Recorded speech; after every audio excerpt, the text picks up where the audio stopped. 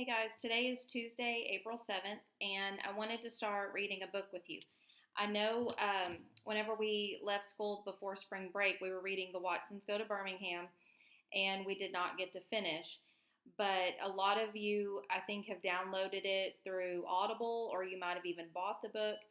So if you did finish and you want to talk to me about it, feel free to email me or text me.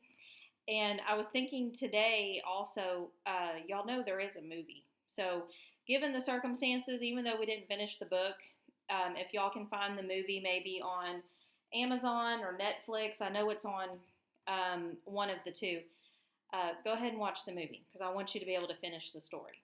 Okay? But what we're going to start reading today is called The Secret Zoo by Bryan.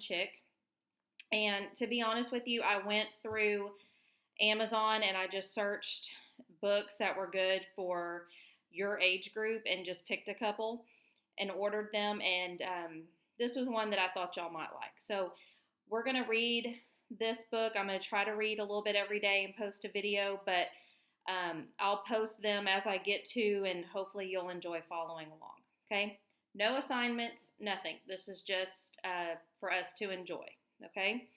So I'm going to start by reading the Prelude, and I'm not going to read a whole lot at one time just to keep the videos to a manageable length, but we're going to start with the Prelude because that's the background information that we need to really get a good idea of what we're going to read about and to give us some background information before the actual events of the story begin. So the first page of the Prelude says the discovery of a secret, and it's dated July 18th, kind of like a journal entry, okay? It says, Megan raced across her backyard to the tree fort. The wind snapped her pajamas, and the stiff grass pricked her bare feet. At the tree trunk, she grabbed the ladder and peered up. She could faintly see the wooden planks of the fort, and beyond them the moon and the stars. Somewhere up there she'd left her glasses. At least she hoped she had. She climbed the long ladder and crawled into the fort. A glint of moonlight pulled her attention to a near corner where she discovered her glasses lying like a big, crumpled insect. She scooped them up and put them on. "Oh, thank you, thank you, thank you," she gasped. A sudden noise broke through the trees. It was a faint, crackling sound like a piece of dry wood splintering, and it came from nearby. 2 or 3 houses down, maybe. Megan stood still and listened. A minute later, she heard the noise again, but this time it was louder. Crack! And then she heard a grunt, as if someone had been hurt. She ran to the wall of the fort and looked up and down the neighbors' lawns. Nothing. The dark landscape was creepy. She whistled and called her next-door neighbor's dog. "Patches? Is that you? Are you?" She heard the noise again. Crack! Then a thump, a thud, and another grunt. Megan and her friends kept binoculars in the fort. She found them and balanced the lenses on her nose. Magnified, her neighborhood looked even darker than before, and the houses seemed to be trembling until she realized that her hands were shaking. "The zoo," she whispered. She ran to the opposite side of the fort. The only thing separating her neighborhood from the Clarksville City Zoo was a long, winding concrete wall. From Fort Scout, she had a clever view of this wall. In daylight, she could watch the giraffes, bears, seals, and hippos as they ran, swam, and lazed about. She steadied the binoculars and stared into the zoo.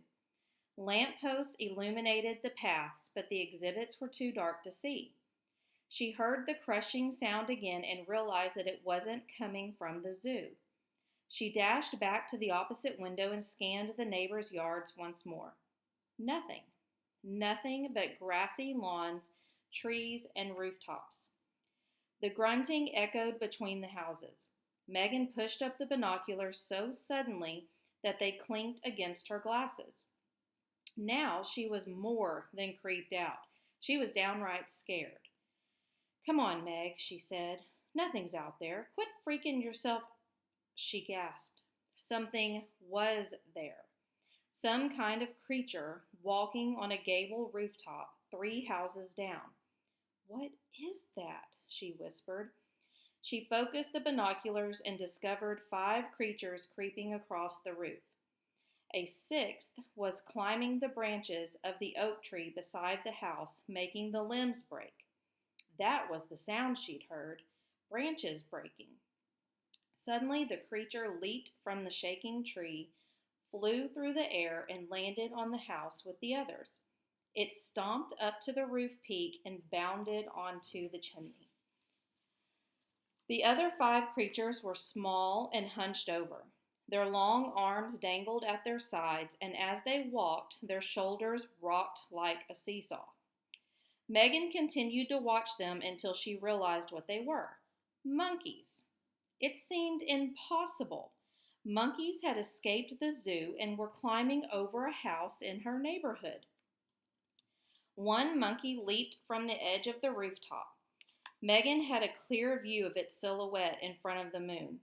Its feet hit the gutter of the adjacent rooftop with a clang, and the other monkeys followed, effortlessly jumping the distance between the houses.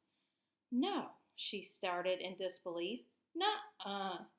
The monkeys jumped to the next house and the next, and then disappeared into the shadows. Silence and stillness descended over the neighborhood. Noah. Megan hurried down the ladder and rushed into the house. Her older brother would know what to do. She flung open his bedroom door, startling him out of his sleep. What? Noah gasped. His hair stood out in all directions, reminding Megan of sun rays in a cartoon. Noah, outside, she blurted out. Quick! What? Now! She ran back through the house. Noah chased her outside. They dashed across the yard and climbed up to Fort Scout. What are you? Megan snatched the binoculars and shoved them at her brother. Here. Here what? Look through them. She pointed toward the rooftops. Over there, I saw monkeys.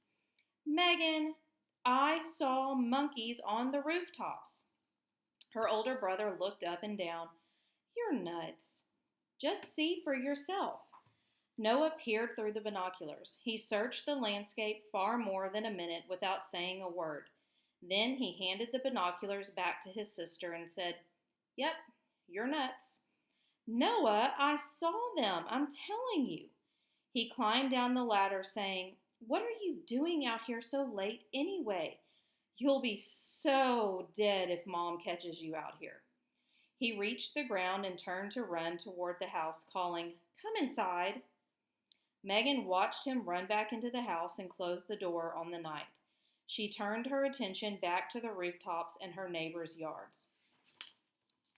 She studied the shadowy landscape for nearly an hour, but nothing unusual happened.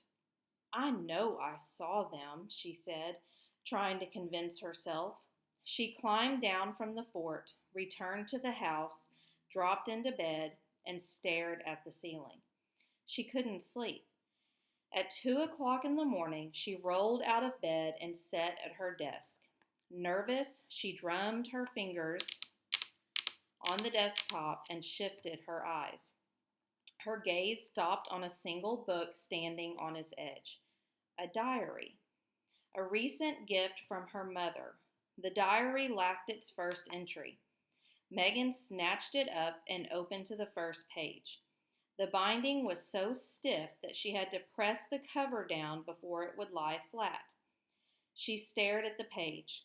It was ridiculously colorful. Red paper with purple lines and blue stars in the corners. In class, she learned about brainstorming, scribbling down ideas as quickly as possible. Her teacher had said it was a way to make sense of something that was difficult to figure out. Megan grabbed a pencil, chewed on the eraser for a minute, and started to write. Date, July 18th. Time, 11 p.m. I went outside because I forgot my stupid glasses in Fort Scout again. When I climbed up, ... She wrote for an hour. Then she closed the diary, set it aside, turned off the light, and climbed back into bed. An hour later, she fell asleep without knowing that she just completed the first pages of a journal that would eventually alter the course of the world. So, July 18th was the discovery of a secret. Okay? Now, we're all the way at October 2nd, and it says after the discovery. This is still part of the prelude. 14 red-eyed leaf frogs hopped down the long zoo corridor, jumping and tumbling over one another as they scrambled forward. Pop, pop, pop, pop. The sticky pads of their feet slapped the floor and sounded like exploding miniature firecrackers. 100 aquariums lined the walls. Occasionally, a frog leaped sideways and stuck to the glass for a few seconds. The 14 red-eyed leaf frogs hopped into a small exhibit at the end of the corridor, the special exhibit that a young girl had sneaked into just minutes earlier. They found exactly what they feared. Nothing. The girl was gone.